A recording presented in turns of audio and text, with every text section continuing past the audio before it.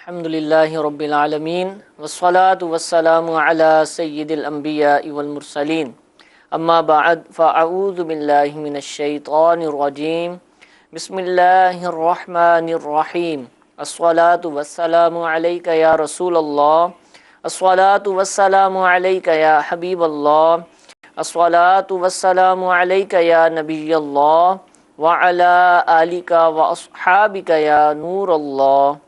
پیارے اور محترم اسلامی بھائیوں، دارالفتاح اہل سنت سلسلے میں مرحبا کہتے ہیں۔ مفتی صاحب ہمارے ساتھ موجود ہیں۔ آپ شرعی احکام جاننا چاہیں، کسی بھی مسئلے میں رہنمائی حاصل کرنا چاہیں تو انشاءاللہ آپ کو نمبر دکھائے جائیں گے، آپ ان پر کال کیجئے، چاہیں تو SMS کیجئے۔ انشاءاللہ مفتی صاحب سے آپ کا سوال پوچھنے کی کوشش کریں گے اور ان سے جواب حاصل کریں گے۔ سلسلے میں آخر تک ہمارے ساتھ شریک رہیے۔ درود پاک کی فضیلت سنتے ہیں۔ نبی کریم صلی اللہ تعالی علیہ وآلہ وسلم نے ارشاد فرمایا، جو مجھ پر ایک دن میں 50 بار درود پاک پڑھے، قیامت کے دن میں اس سے مصافحہ یعنی ہاتھ ملاؤں گا۔ صلو علی الحبیب صلی اللہ تعالی علی محمد صلی اللہ تعالی علیہ وآلہ وسلم۔ پہلی کال سلسلے میں شامل کرتے ہیں، چلائیے۔ میرا دارالفتاح اہل سنت میں یہ سوال ہے کہ بعض اوقات یا اکثر میت جب ہو جاتی ہے کسی گھر میں تو لوگ کہتے ہیں کہ 2.5 پاڑے پڑے جاتے ہیں، تو یہ پڑھنا ضروری ہوتے ہیں؟ اس بارے میں رہنمائی فرما دیجیے۔ اور مثلا میت کو دفن کرنے سے پہلے بھی کیا اس کے لیے دعائے خیر کی جا سکتی ہے، دعائے مغفرت کی جا سکتی ہے؟ 2.5 پارے سے سورہ بقرہ کا پوچھ رہے ہیں۔ دیکھیں، جو میت ہے اس کے دفن سے پہلے یا اس کے دفن کے بعد، اس کی نماز جنازہ سے پہلے یا اس کی نماز جنازہ کے بعد، تمام صورتوں میں اس کے لیے ایصال ثواب بھی کیا جا سکتا ہے۔ قرآن مجید فرقان حمید پڑھ کر یوں ہی اس کے لیے دعا بھی کی جا سکتی ہے۔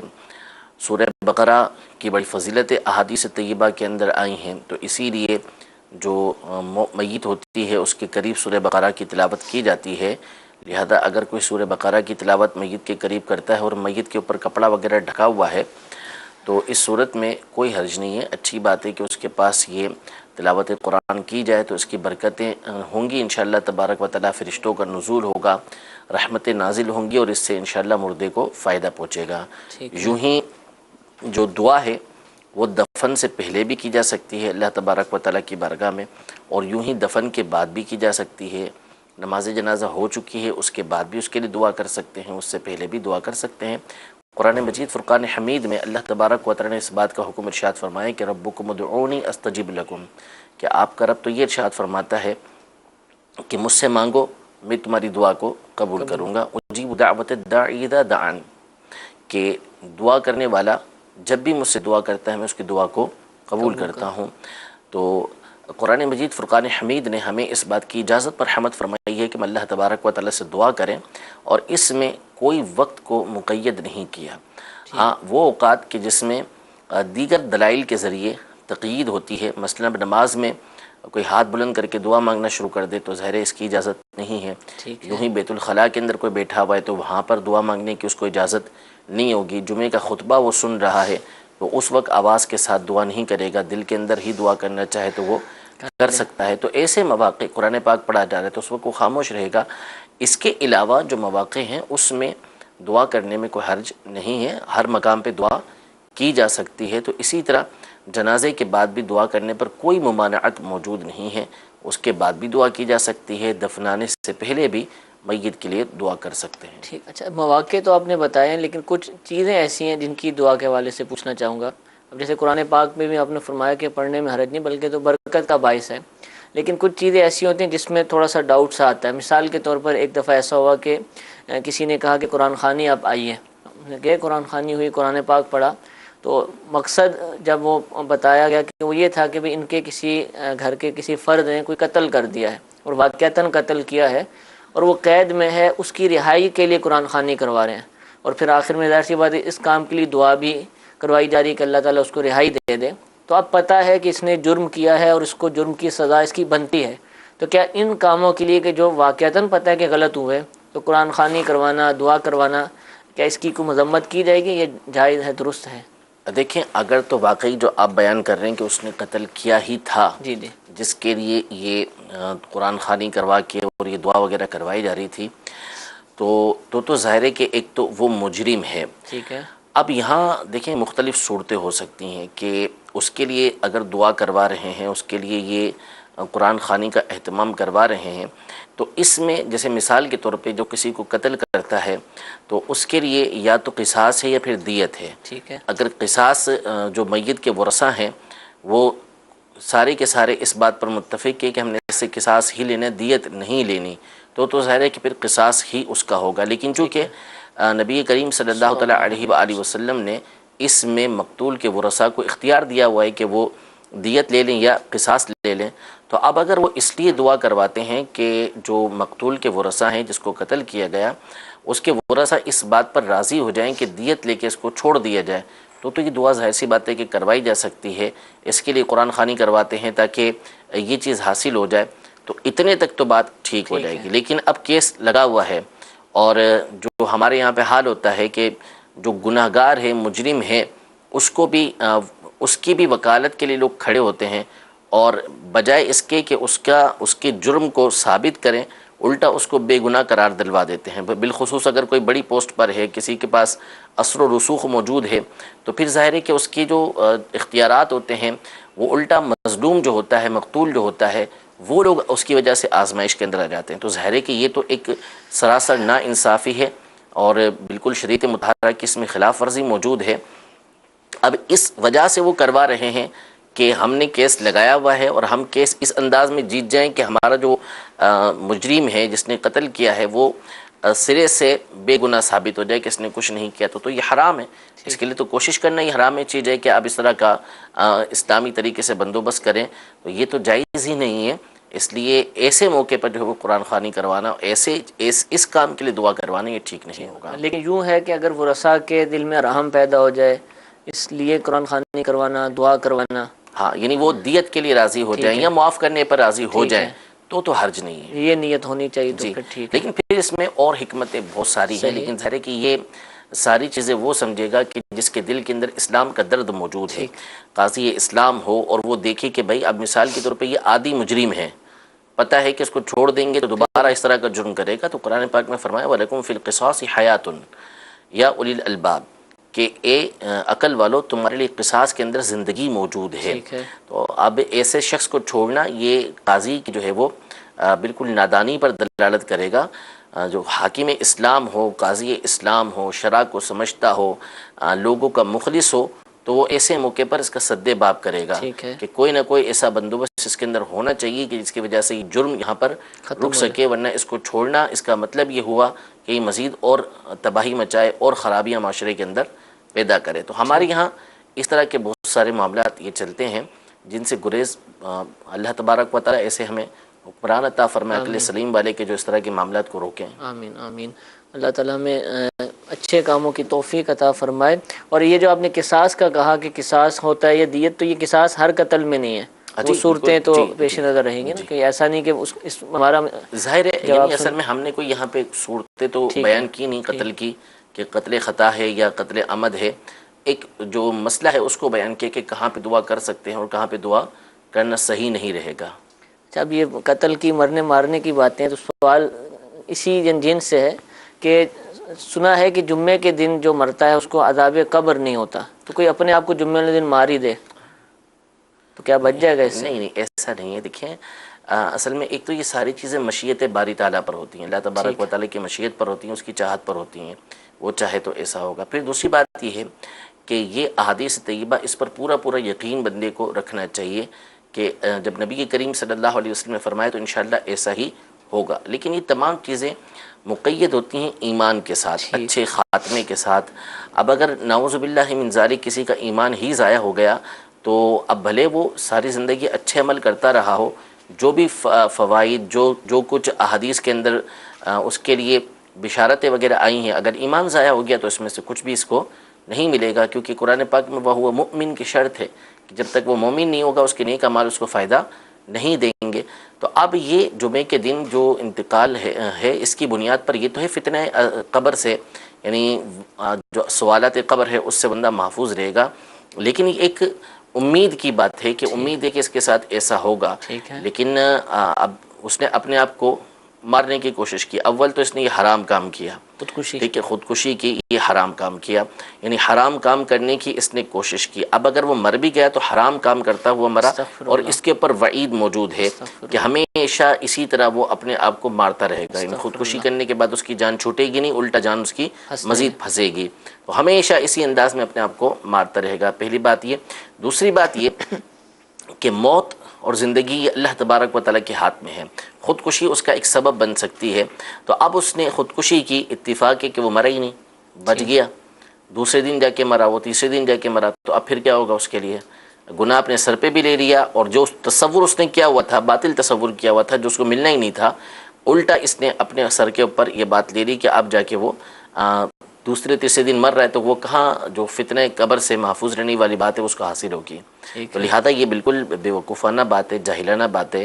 کوئی مدینہ شریف میں مرنے کی تمنا کرے اور وہاں جا کے خودکشی کر لے تو جائز تھوڑی ہوگا ٹھیک کہ ہے، وہاں جا کے اپنے آپ کو مار رہا ہے، نہ جہاد کے اندر اس بات کی دعا کر اجازت سکتے ہوتی ہیں ہے۔ کہ اللہ تعالیٰ میں جمعے کے دن موت دے، ہاں بالکل یہ کہہ سکتے ہیں کہ اللہ تبارک و تعالیٰ تو مدینہ میں جمعے کے دن ہمیں شہادت کی موت عطا سبحان فرما، اللہ، یہ دعا کرنے میں کوئی حرج ٹھیک ہے، نہیں۔ موت تو آنی ہی ہے، بالکل لیکن جب آئے تو پھر اس انداز سے آئے کہ اس کی برکتیں بھی ہمیں حاصل ہوں۔ ایک ویڈیو سوال سلسلے میں شامل کرتے ہیں، چلائیے۔ میرا مفتی صاحب سے یہ سوال ہے کہ ستاروں کے ذریعے فال نکالے جاتے ہیں، ایسا کرنا کیسا ہے؟ براہ کرم اصلاح فرما دیں۔ جی حضور، ستاروں کے ذریعے فال فال، نکالے جاتے ہیں، اب یہ تو مجھے نہیں ستاروں سے معلوم کہ حال تو معلوم کیا جاتا ہے، یہ فال اب کس طرح نکالتے ہیں یہ تو معلوم نہیں۔ بہرحال ستاروں کا جو علم ہے اس کے حوالے سے کہ اس کو عمل کے اندر لانا، ایک تو ہے کہ اس کے ذریعے سے کوئی چیز حاصل ہوتی ہے، اس کو عمل میں لانا یہ حرام ہے، ٹھیک ہے، بالکل بھی اس کے ذریعے سے اس بات کی اجازت نہیں ہے کہ ستاروں کے ذریعے کوئی چیز حاصل کر کے مستقبل کے حوالے سے اس پہ کوئی فیصلہ کیا جائے، یہ علم حاصل کرنا اس انداز میں اس کو استعمال کرنا ہی ناجائز و حرام ہے۔ تو فال اب جس طریقے سے بھی نکالی جاتی ہو ستاروں کے ذریعے، شرعاً اس کی اجازت یہ نہیں ہے۔ ٹھیک ہے جی، ایک اور کال چلائیے۔ میرا نام محمد اسماعیل اتاری، ڈی ایم جمالی بلوچستان۔ کیا تفسیر صراط الجنان کو بغیر وضو کے ساتھ چھوا جا سکتا ہے؟ جی، تفسیر صراط الجنان ہو یا کوئی بھی تفسیر قرآن ہو، اردو میں ہو عربی میں ہو، اس کا کیا حکم ہے؟ اس میں فرق ہے، یعنی جو چھوٹی تفسیریں ہوتی ہیں جو قرآن پاک کے بالکل تابع ہیں کہ ان کو اٹھائیں تو گویا کہ قرآن پاک آپ نے اٹھائے، جیسے تفسیر خزائن العرفان ہے یا تفسیر نور العرفان ہے، ٹھیک ہے، قرآن پاک ہے، اس کے اندر ترجمہ اور تفسیر اس کے حواشی کے اندر سائڈ کے اندر تھوڑا سا لکھ دیا مختصر گیا ہے، لکھا ہوا ہے، تو ایسے کو تو بے وضو اٹھانے کی شرعاً اجازت ہی نہیں ہے، ٹھیک ہے، مکروہ تحریمی ہے کہ اس کو نہیں اٹھا سکتے۔ اور جہاں تک رہا بڑی تفسیریں جیسے تفسیر صراط الجنان ہے یا عربی کے اندر جو بڑی بڑی تفسیر ہوتی ہیں وہ، تو ان کے حوالے سے دینی کتاب کوئی بھی ہو اس کو کوشش یہ کرنی چاہیے کہ باوضو اٹھائیں، اور اگر بے وضو اٹھائیں تو بہتر یہ ہے کہ آپ کے ہاتھ میں کوئی کپڑا وغیرہ ہو، دستانہ وغیرہ ہو، اس کے ذریعے سے اٹھائیں۔ اور اگر آپ نے بے وضو اٹھایا تو اٹھانا تو جائز ہے بڑی تفسیروں کو یا دینی کتابوں کو، لیکن جہاں جہاں اس میں قرآن پاک کی آیت لکھی ہوئی ہے اس مقام پر اور اس کے بالکل پیچھے، اس کے بالکل عین ہی پیچھے جو ہے وہ ہاتھ لگانا یہ حرام ہے، اس کی اجازت نہیں۔ مثلا تفسیر صراط الجنان آپ نے اٹھائی تو اس میں اب مثال کے طور پر اوپر کے صفحے پر آیت لکھی ہوئی، ترجمہ لکھا ہوا ہے، تو اس پر بھی آپ ہاتھ نہیں لگا سکتے اور اس کے بالکل بیک پر پیچھے بھی نہیں، آپ ہاتھ نہیں لگا سکتے۔ نیچے سے آپ نے پکڑا ہوا ہے اور آپ اس کو اس انداز میں پلٹ دیتے ہیں تو شرعاً اس طرح پڑھنا، اس کو پلٹنا جائز ہے، پکڑنا جائز ہے، البتہ بہتر یہی ہے کہ آپ باوضو رہیں اور باوضو ہی ان چیزوں کو پڑھیں، اس لیے کہ ایک تو اس کی برکتیں حاصل ہوں گی، دوسرا مسئلہ یہ ہے کہ بعض اوقات پتہ نہیں چلتا اور آیت کہاں لکھی ہوئی ہوتی ہے، خصوصاً بڑی تفاسیر کے اندر کہ اس میں بطور استدلال بھی کئی آیتیں درمیان کے اندر لکھی ہوتی ہیں جس کے بارے میں بندے کو پتہ نہیں چل رہا اور وہ ہاتھ رکھتا ہوا جا رہا ہے، تو اس میں عافیت اسی کے اندر ہے کہ کوشش یہی ہونی چاہیے کہ باوضو ہی یہ تفاسیر پڑھی جائیں۔ لیکن اگر کسی نے بے وضو پڑھا اور اس نے ہاتھ نہیں رکھا ٹھیک ہے، قرآن پاک جہاں لکھا ہوا تھا، آیات جہاں لکھی ہوئی تھی، ترجمہ جہاں لکھا ہوا تھا وہاں پر اور اس کے بالکل پیچھے، تو اس صورت میں اس کا یہ پکڑنا جائز ہے، پڑھنا بھی جائز ہے۔ ٹھیک ہے، جزاک اللہ۔ جی ایک اور کال چلائیے۔ میرا نام صدام حسین ہے۔ میں یہ پوچھنا چاہتا ہوں کہ یہ جو سبز رنگ کا ماما باندھتے ہیں یہ سب سے پہلے کس کی بات؟ سبز ماما شریف کی سب سے پہلے کس نے باندھا یہ تو کوئی تاریخ میں نہیں پڑھا کہ سب سے پہلے کس نے باندھا، البتہ اتنا ہے کہ شیخ محقق شیخ عبدالحق عبدالحق محدث دہلوی رحمۃ اللہ تعالی علیہ نے اپنے رسالے ضیاء القلوب کے اندر اس بات کو لکھا ہے کہ نبی کریم صلی اللہ تعالی علیہ وسلم کی جو دستار ہوتی تھی، آپ کی امامہ شریف ہوتا تھا، وہ اکثر سیاہ اور سفید ہوا کرتا تھا، اور کبھی سفید ہوتا تھا، اور بعض اوقات آپ کا سبز پہننا بھی ثابت ہے۔ یہ شیخ محقق شیخ عبدالحق محدث دہلوی رحمۃ اللہ تعالی علیہ نے بیان فرمایا، اور مصنف ابن ابی شیبہ اور مسند اسحاق بن راہویہ، ان دونوں کے اندر ایک تابعی بزرگ کا یہ قول موجود ہے کہ انہوں نے صحابہ کرام علیہم رضوان کو مختلف رنگوں کے امامے پہنتے ہوئے دیکھا، کہ صحابہ نے مختلف رنگوں کے امامے پہنے ہیں، تو ان میں سے ایک رنگ جو ہے وہ سبز رنگ بھی ذکر کیا کہ انہوں نے سبز رنگ کا امامہ یہ پہنا ہوا ہے۔ تو یوں نبی کریم صلی اللہ علیہ وسلم کے بارے میں جو تصریح کی ہے شیخ محقق رحمۃ اللہ تعالی علیہ نے، اور یہ حدیث کی کتابوں کے اندر صحابہ کرام علیہم رضوان کا بھی سبز رنگ کے امامے پہننے کا تذکرہ موجود ہے۔ تو تذکرہ اس حوالے سے موجود ہے، باقی رہا کہ ابتدا اس کی کس نے کی، تو اس بارے میں کہیں پڑھا نہیں ہے، اور مشکل یہ ہے کہ کہیں اس بات میں لکھا ہو کہ سب سے پہلے انہوں نے سبز امامہ پہنا تھا۔ ٹھیک ہے، سوال یہ پوچھا جا رہا ہے کہ کیا قرآن پاک سننے کا ثواب بھی ایصال کیا جا سکتا ہے؟ بالکل، قرآن پاک سننا علماء نے یہ ارشاد فرمایا کہ پڑھنے سے افضل ہے۔ وجہ یہ ہے کہ قرآن پاک پڑھنا تو مستحب عمل ہے، سنت عمل ہے، جبکہ قرآن پاک کو سننا یہ فرض ہے کہ وَإِذَا قُرِئَ الْقُرْآنُ فَاسْتَمِعُوا لَهُ وَأَنصِتُوا لَعَلَّكُمْ تُرْحَمُونَ، کہ جب قرآن پڑھا جائے تو اس کو توجہ کے ساتھ سنو اور خاموش رہو تاکہ تم پر رحم کیا جائے۔ تو اس آیت کے تحت علماء فرماتے ہیں کہ قرآن جب پڑھا جاتا ہے تو اس کو جو وہاں پر حاضر ہوا ہے سننے کی نیت سے، اس کے لیے سننا فرض ہوتا ہے۔ اب جب وہ سنے گا تو اس کو فرض کا ثواب ملے گا، اور اہل سنت کا بالاتفاق اس پر اجماع ہے، تمام کے تمام اہل سنت اس پر متفق ہیں کہ عمل کوئی سا بھی ہو، فرض ہو، واجب ہو، نفل ہو، سنت ہو، یہ ایصال ثواب کر سکتے ہیں۔ اب چاہے زندہ کو کریں چاہے مردہ کو کریں، ہر ایک کو ایصال ثواب کرنا یہ جائز ہے۔ تو لہذا اگر قرآن پاک کسی نے سنا، اچھی نیت کے ساتھ سنا، اخلاص کے ساتھ سنا، تو اس صورت میں اس کو چونکہ ثواب ملنے کی امید ہے تو اس ثواب کو وہ میت کو ایصال کر سکتا ہے، چاہے تو زندوں کو بھی ایصال کر سکتا ہے۔ ٹھیک ہے، اچھا یہ بھی سوال پوچھا جا رہا ہے کہ کیا عورت اپنے شوہر کا ہاتھ پکڑ کر طواف کر سکتی ہے؟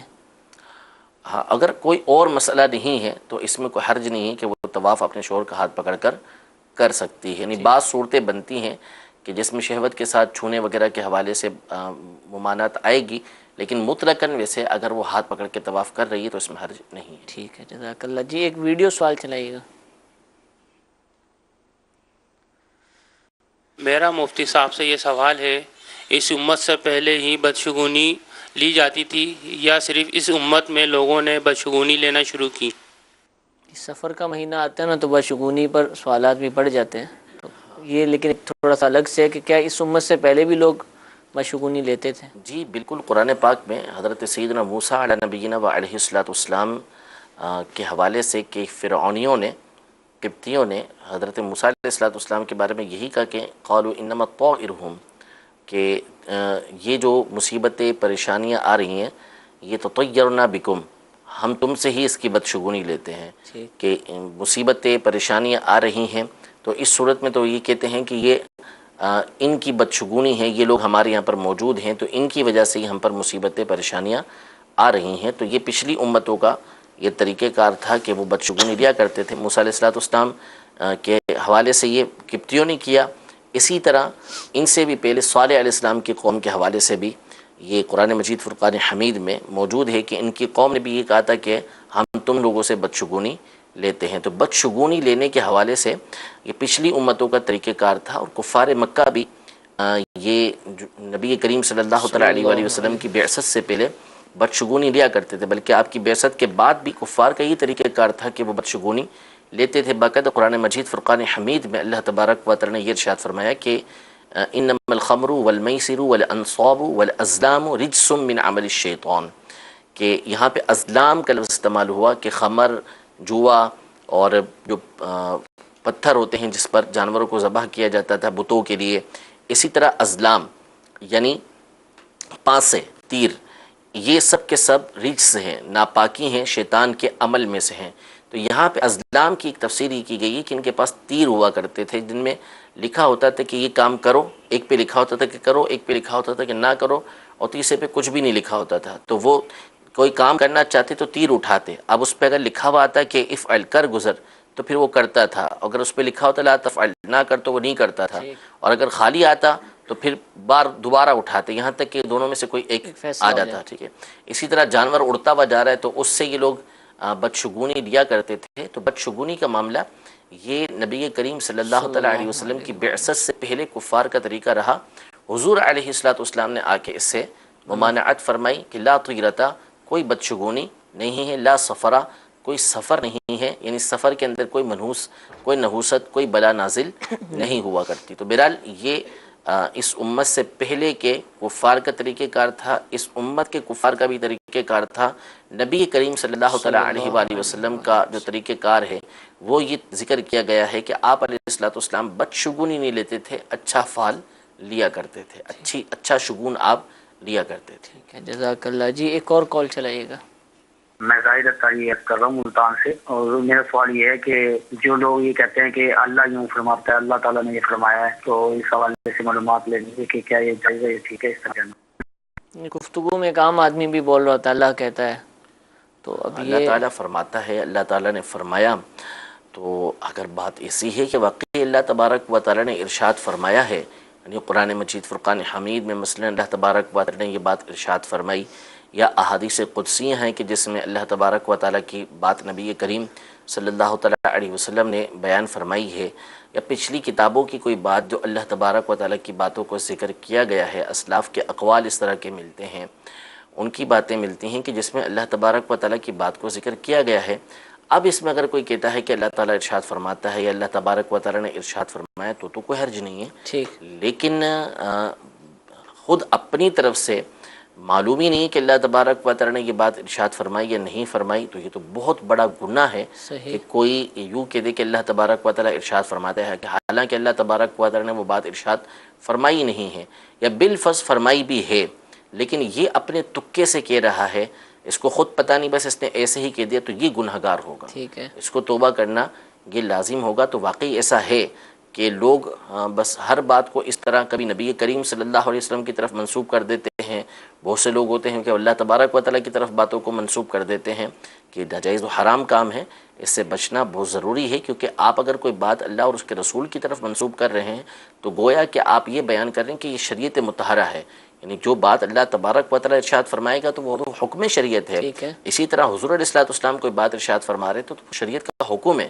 تو اس لیے نبی کریم صلی اللہ تعالیٰ علیہ وآلہ وسلم کی طرف بات وہی منسوب کریں کہ جس کے بارے میں آپ کو معلوم ہو کہ یہ بات حضور علیہ السلام نے فرمائی ہے. اسی طرح اللہ تبارک و تعالیٰ کی طرف بھی وہ بات منسوب کریں کہ جو آپ کو معلوم ہے کہ اللہ تبارک و تعالیٰ نے اس طرح ارشاد فرمایا ہے. ٹھیک ہے. اچھا ایک تو یہ نا کہ پرٹیکولر واقعتاً کوئی قول ہے اس کو آپ کہہ رہے ہیں کہ وہ منسوب کرے. بعض دفعہ نتیجہ جو ہے نا وہ ایک اچھی بات ہوتی ہے اس کو منسوب کرے. مثال کے طور پہ کوئی روڈ پہ گڑھا کھود رہا ہے تو سمجھانے والا یوں بھی کہتا ہے اللہ نے نہیں کہا کہ روڈوں میں گڈھے کھودو، تو یہ اللہ نے نہیں کہا، ظاہر سی بات ہے ایسا تو کوئی روڈ کا لفظ اور قرآن و حدیث میں تو نہیں ملے گا، لیکن وہ اسلام کی تعلیمات کو پیش نظر رکھ کر یہ جملہ بول دیتا ہے کہ اللہ تو یوں کہتا ہے، حالانکہ وہ بالکل قول واقعتاً نہیں ملے، لیکن اسلام میں اس کے احکام ضرور ملیں گے. کیا منسوب کر سکتے ہیں؟ ایسے منسوب نہیں کر سکتے. یعنی اب یہ اللہ نے نہیں کہا یہ تو ٹھیک ہے، یہ بھی ایک طرح کی نفی تو کر رہے ہیں. ایک تو الگ چیز ہوگی نا، اللہ نے نہیں کہا، ٹھیک ہے، تو واقعی ایسا نہیں کہا، تو لیکن اس کا اپوزٹ کہ اللہ تعالیٰ نے یہ کہا ہے کہ روڈوں کو صحیح رکھو، جی جی، تو یہ ظاہر سی بات ہے کہ اس طرح تو نہیں کہیں گے. جی جی، یوں کہیں گے کہ اللہ تبارک و تعالیٰ کے حبیب صلی اللہ تعالیٰ علیہ وسلم جو شریعت لے کر آئے ہیں اس کی روشنی میں جو حکم شریعت ثابت ہوتا ہے کہ اس طرح کرنا یہ غلط ہے، ٹھیک ہے، ہماری شریعت مطہرہ ایسے کاموں سے روکتی ہے، اس سے بچا جائے گا. یہ آپ نہیں کہہ سکتے کہ اللہ تعالیٰ نے یوں فرمایا یا نبی کریم صلی اللہ تعالیٰ علیہ وآلہ وسلم نے یوں ارشاد فرمایا، ایسا نہیں کہا جا سکتا. بالکل یوں بھی نہیں کہیں گے. ٹھیک ہے، جزاک اللہ. جی ایک اور کال چلائیے گا. میرا نام سحر اتاریہ ہے. میرا آپ سے یہ سوال ہے کہ جب غسل میت کے بعد میت کے پاس کھڑے ہو کر یہ کلمے کی تسبیح 100 بار پڑھی جاتی ہے، خانہ کعبہ، بیت اللہ، مدینہ پاک، رسول اللہ، اس روح نو بخشے آپ اللہ، پڑھو لا الہ الا اللہ محمد رسول اللہ، اس کا پڑھنا کیا درست ہے اور یہ ضروری بھی سمجھی جاتی ہے؟ جواب ارشاد فرما دیجئے. اب یہ کلمہ شریف تو ہے آخر میں، لیکن شروع میں اشعار یا کچھ بھی ایک منظوم جو ہے نا وہ جملے ہیں. اب یہ میں اصل میں پورا سمجھ نہیں پایا کہ الفاظ کیا بولے ہیں. بہرحال مسئلہ یہ ہے کہ مدینہ پاک رسول اللہ یوں کر کے پھر وہ مکفہ مسجع جملے ہیں. جی آخر اگر میں اس میں وہ کوئی ایسی بات بیان نہیں ہوئی، کوئی لفظ ایسا بیان نہیں ہوا کہ جو خلاف شرع ہے، تو دو باتیں. پہلی بات تو یہ کہ اصل میں یہ کہہ رہے ہیں کہ اس کو ضروری سمجھا جاتا ہے. یہ ضروری سمجھنا غلط ہے. ٹھیک ہے، کہ ضروری نہیں ہے. ضروری وہ ہوتا ہے کہ جو فرض و واجب ہو، سنت موقدہ ہے، یہ چیزیں ضروری ہوا کرتی ہیں. لیکن اس کو یہ کہنا ہے کہ یہ ضروری ہے، یہ شریعت مطہرہ پر افترا ہے. یہ جائز نہیں ہے کہ اس کو واجب سمجھا جائے، اس کو ضروری سمجھا جائے. ہاں بہتر سمجھتے ہیں، اچھا سمجھتے ہیں، اس وجہ سے کرتے ہیں، یوں بمعنی ضروری کہتے ہیں تو ایک الگ بات ہے. لیکن اس کے نہ کرنے والے پر نکیر کرنا، اس کو برا بلا کہنا، یہ چیز درست نہیں ہے. اور دوسری بات یہ کہ اگر اس کو غسل دے کے کفن اس کے اوپر ڈھانک دیا گیا ہے، برہنہ نہیں ہے، اس وقت یہ پڑھا جا رہا ہے تو اس میں کوئی حرج نہیں ہے، اسے پڑھ سکتے ہیں. ٹھیک ہے، ٹھیک ہے جی. ایک اور کال چلائیے.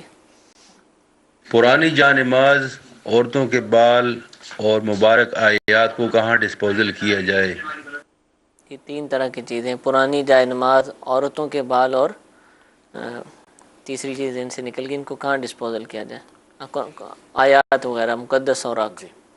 پرانی جا نماز، پرانی جا نماز تو دیکھیں یہ اس کا تو باقاعدہ کوئی سری جزیہ تو نہیں ہے، لیکن چونکہ تعظیم کی چیز ہے کہ اس کے اوپر نماز ادا کی جاتی رہی ہے، تو اس کو جب تک استعمال میں لے سکتے ہیں لیں، زیادہ سے زیادہ استعمال کر لیں. جب کسی طرح بھی استعمال میں نہ آ سکے تو کسی کو صدقہ کر دیں، کسی غریب کو دے دیں. وہ پھر جو استعمال نماز ہی کے حوالے سے کچھ اور بھی کر سکتے ہیں. اب جیسے ہم نے دیکھا ہے، اب ہو سکتا ہے وہ نہیں لگتے ہوں، لیکن گاڑیوں کے ڈیش بورڈ پہ جائے نمازیں بچھی ہوتی ہیں. تو کیا ایسا ہے کہ جو استعمال کی تھی اب وہ استعمال نہیں کرنا چاہتے نماز کے حوالے سے، تو اس کو وہاں کاٹ کے ڈال دیا جائے یا پوری ڈال دی جائے؟ مسئلہ یہ ہے کہ گاڑیوں جو ڈالے گا وہ پھر نئی والی ڈالے گا، پرانی تو نہیں ڈالے گا. اچھی والی رکھنے کی کوشش کرے گا. لیکن اگر کوئی اس پہ رکھتا ہے تو سالم رکھے، کاٹ کے نہ رکھے، اس کو لپیٹ کے گاڑی کے جو ڈیسک ہے اس کے اوپر رکھ لے وہ. لیکن یہ کہ بہرحال اس کے اوپر یہ لازم نہیں ہے کہ یہ اسی میں رکھے یا اس کو دفنائے، کسی کو صدقہ کر دے. عورتوں کے بال اور اس طرح کی دیگر جو چیزیں جسم سے جدا ہوتی ہیں ان کو چھپا دینا چاہیے. دفن کر دیں کسی مقام پر. اگر دفن کرنے کی جگہ نہیں تو کوئی ڈبہ وغیرہ رکھ لیں، اس میں یہ چیزیں ڈال دیا کریں، اور کسی دن ٹائم نکال کے کسی نہر وغیرہ کے اندر، سمندر میں اس کو ڈبو دیا کریں، ڈال دیا کریں. لوگ احتیاط نہیں کرتے تو وہ بیسن میں جہاں وہ نالی کے ذریعے بہہ جاتی ہیں. یہ صحیح نہیں ہے طریقہ کار، بالخصوص عورتوں کے حوالے سے، کہ ان کے جسم سے جو چیز جدا ہو اس کو چھپانا ہی چاہیے، وہ ظاہر نہیں ہونی چاہیے.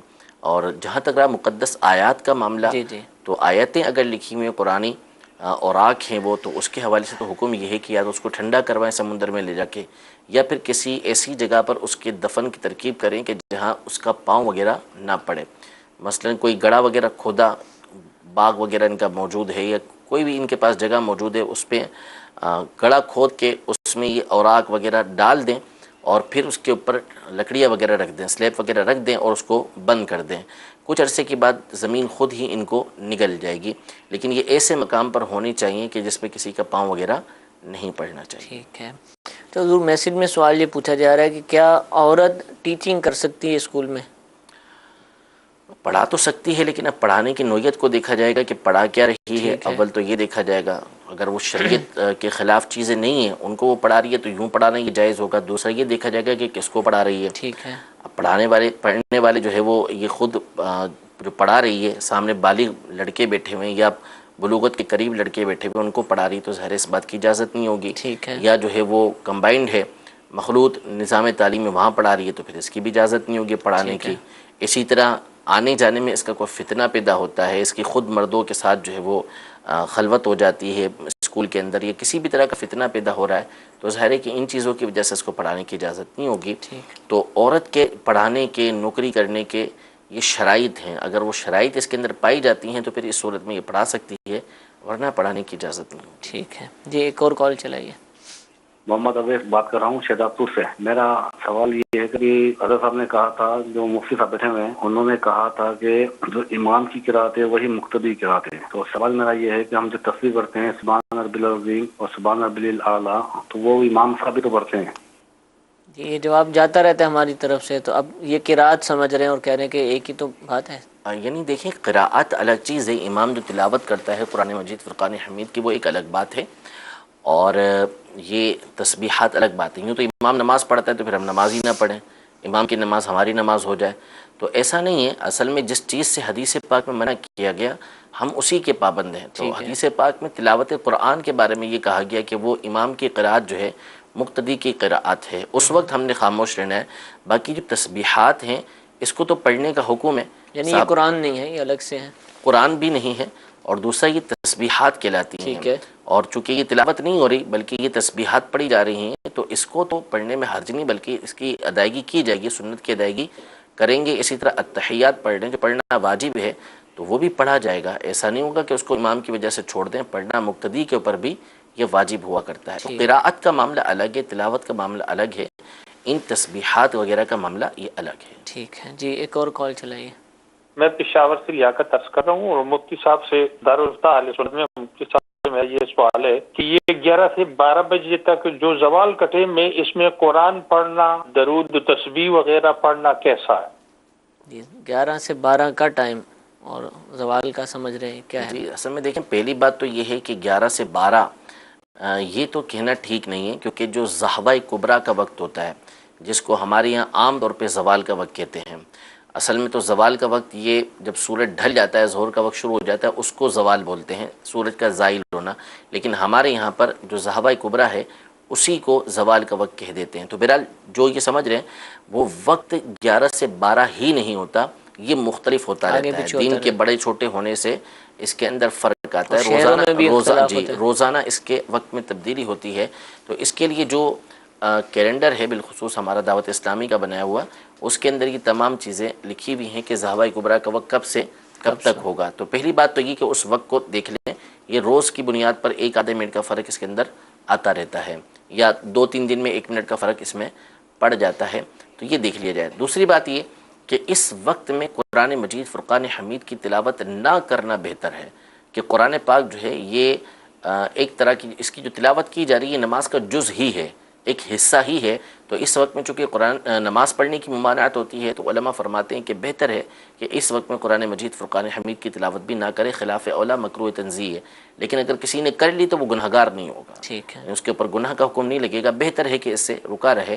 اس کے علاوہ جو دیگر تسبیحات ہیں، درود پاک پڑھنا ہے، اللہ تبارک و تعالیٰ کو کوئی اور ذکر کرنا ہے، اس میں کوئی حرج نہیں، بلکہ اچھی بات ہے کہ اس وقت میں ذکر و اذکار بندہ یہ کرتا رہے. ٹھیک ہے. اور مفتی صاحب نے جس کیلنڈر کی بات کی وہ ایک تو پبلش شدہ چھپا ہوا جو ہے گتے پر بھی الحمدللہ مکتبۃ المدینہ سے آپ حاصل کر سکتے ہیں. ساتھ ہی ساتھ دعوت اسلامی کی مجلس IT نے ایک موبائل اپلیکیشن بھی بنائی ہے اوقات الصلاۃ کے نام سے.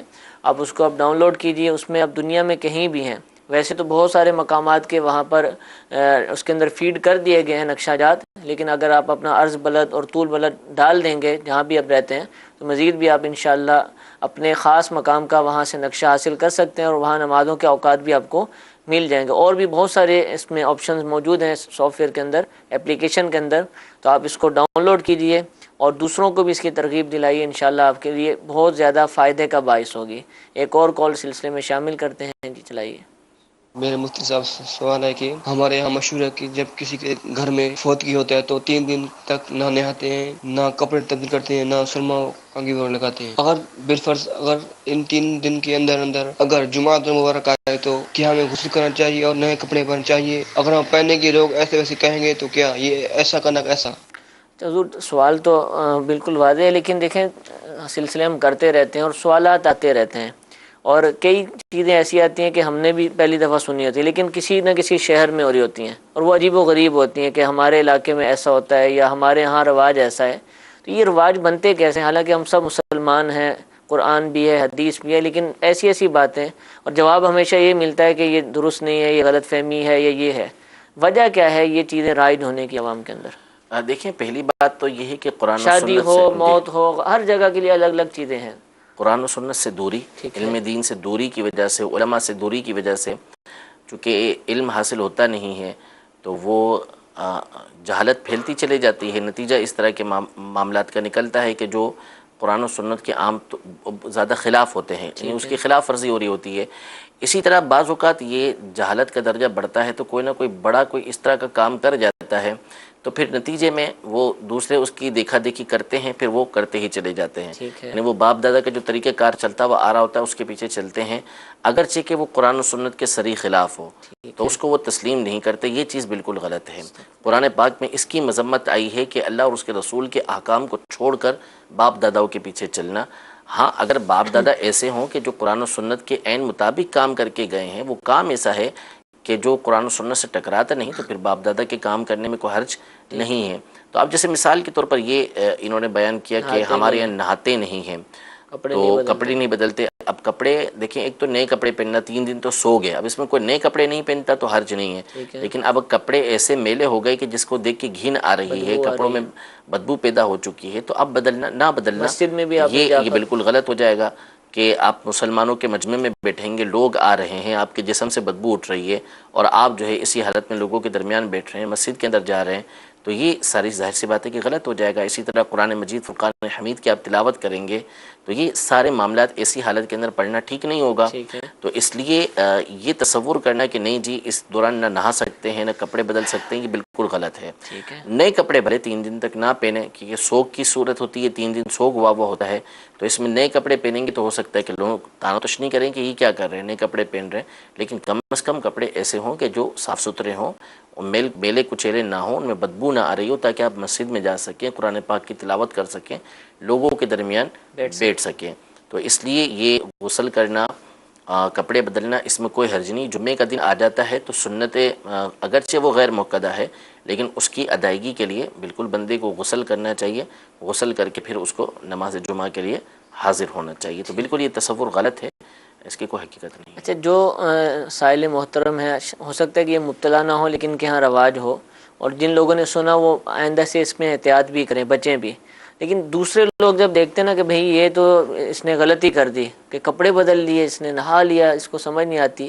صرف یہ ایک معاملہ نہیں ہے، بہت سارے معاملات میں ایسا ہوتا ہے کہ کسی رواج کو ترک کرتا ہے اسلامی احکامات پر عمل کرتے ہوئے، دوسرے اس کو کوستے ہیں، ان کو بھی کچھ مدنی پھول۔ اور دیکھیں ان کا کوسنا بالکل غلط ہے، یہ ان کی جہالت ہے کہ اس طریقے سے کسی کو کوس رہے ہیں۔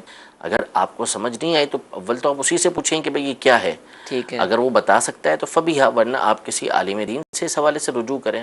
یعنی آپ اس کو کس بنیاد پہ کوس رہے ہیں، آپ کوئی دینی اعتبار سے اس کو کوس رہے ہیں، تو اگر دینی اعتبار سے تو ظاہر سی بات ہے اس کے لیے علماء کی طرف رجوع کیا جائے گا، فاسألوا اہل الذکر ان کنتم لا تعلمون، ان سے آپ آ کے پوچھ لیں کہ بھائی یہ چیز جو ہے وہ درست کی ہے یا نہیں کی اس نے، تو ظاہر ہے کہ وہ آپ کو صحیح بات کا علم دیں گے، صحیح بات آپ کو بتائیں گے۔ بہت ساری باتیں ایسی ہوتی ہیں کہ فی زماننا اس کو سمجھنا بالکل آسان ہوتا ہے، خود عقل کے اندر وہ باتیں آ رہی ہوتی ہیں کہ جو ہم کرنے لگے ہیں یہ غلط کرنے لگے ہیں، صرف وہ رواج کے تابع ہو کر اس طرح کا معاملہ کر جاتے ہیں، ایسا کرنا ان کا غلط ہوا کرتا ہے۔ تو اس لیے جب بھی آپ کے ہاں کوئی ایسا معاملہ پیش آئے تو شرعی رہنمائی حاصل کر لینی چاہیے، علماء کی طرف رجوع کرنے کا قرآن نے ہمیں حکم دیا ہے، ہم اس کی طرف رجوع کر لیں۔ ٹھیک ہے، جزاک اللہ جی۔ ایک اور کال چلائیے۔ کسی بندے نے مجھے کہا جی کہ آپ کا جو نا یہ 7 سال کا جو دور ہے نا ابھی چل رہا، اس میں جو ہے نا پرابلمز ہے، کوئی بھی آپ کام کریں گے تو کام نہیں ہوگا، تو کیا آیا کوئی ہے اس شریعت میں، اسلام میں کوئی ایسا؟ یعنی کسی عامل نے ان کو کہا کہ آج سے لے کر یہ جو 7 سال آپ کے چلیں گے اس میں بڑے مسائل۔ بالکل غلط کہا ہے، اس طرح غیب کی خبریں دینا بھی درست نہیں ہے۔ غیب کی خبریں اللہ تبارک و تعالیٰ کے حبیب صلی اللہ علیہ وسلم اللہ کے بتائے سے دیا کرتے تھے، ان کے دربار سے انبیاء دیگر اولیاء کرام کو ملا کرتی ہیں۔ جو شریعت مطہرہ کا اس حوالے سے حکم وہ یہ ہے کہ اللہ پر توکل کر کے وہ کام کر لیں۔ ٹھیک ہے، اب بس دیکھنا یہ ہے کہ وہ کام شریعت مطہرہ کے مطابق ہے یا نہیں ہے۔ اگر شریعت مطہرہ کے مطابق ہے، اس سے ٹکراتا نہیں ہے تو اس کو کر لینا چاہیے۔ ہاں استخارہ ایک الگ چیز ہے، لیکن استخارے کا حکم کہاں دیا شریعت مطہرہ نے؟ یہ وہاں دیا جہاں آپ کو کام کرنے نہ کرنے کا تردد ہے، یعنی آپ یہ کام کریں یا نہ کریں، اس میں آپ فیصلہ نہیں کر پا رہے، آپ درمیان میں ہیں، تو آپ شریعت مطہرہ اس بات کا حکم دیتی ہے کہ آپ استخارہ کریں۔ پھر استخارے کے اندر جو آپ کو اشارہ ملا ہے اس کے مطابق آپ عمل کریں، بلکہ اگر آپ نے کام کرنے کا پکا ارادہ کر لیا کہ میں نے یہ کام کرنا ہی کرنا ہے، اب استخارہ نہ کیا جائے۔ وجہ اس کی یہ ہے کہ اگر استخارے میں ممانعت آئی، اشارہ ملا ممانعت کا، اب آپ جو ہے وہ آپ کا دل تو اس پہ پکا ہے کہ آپ نے وہ کام کرنا ہے، اور اس کے اندر ممانعت آئی ہے تو اب آپ تردد کے اندر آ جائیں گے۔ تو اس لیے اگر ایک طرف آپ پکے ہیں تو پھر اس صورت میں استخارہ یہ علماء نے فرمایا کہ نہ کیا جائے. ہاں برکت کے لیے کو کرنے کا الگ بات ہے، لیکن جو استخارے کا طریقہ کار ہے کرنے کا حکم ہے وہ ہے جب بندہ دو کاموں کے درمیان متردد ہو، اس صورت میں وہ استخارہ کرے گا. ٹھیک ہے جزاک اللہ. اللہ تعالیٰ ہم سب کو شریعت مطہرہ کے احکام پر عمل کی توفیق عطا فرمائے. سلسلے کا وقت ختم ہوا، انشاءاللہ کل دوبارہ دارالفتاء اہل سنت کے سلسلے کے ساتھ حاضر ہوں گے. کل چونکہ جمعرات ہے اور ہر جمعرات کو دعوت اسلامی کا ہفتہ وار سنت و مرا اجتماع مغرب کی نماز کے بعد شروع ہو جاتا ہے. یہاں عالمی مدنی مرکز میں بھی انشاءاللہ اجتماع کا سلسلہ ہوگا، لہذا دارالفتاء اہل سنت کا سلسلہ باب المدینہ میں جو عصر کی نماز ہے اس کے بعد انشاءاللہ براہ راست نشر کیا جائے گا 5:25 پر پاکستانی اوقات کے مطابق 5:25 پر انشاءاللہ براہ راست نشر کیا جائے گا. اس کو بھی دیکھنے کی نیت فرما لیجئے اور ہفتہ وار سنت و بھرے اجتماع میں بھی شرکت کی نیت فرما لیں. اللہ تعالیٰ ہم سب کو نیک کاموں کی توفیق عطا فرمائے. آمین بجاہ النبی الامین. صلو علی الحبیب صلی اللہ تعالی علی محمد صلی اللہ علیہ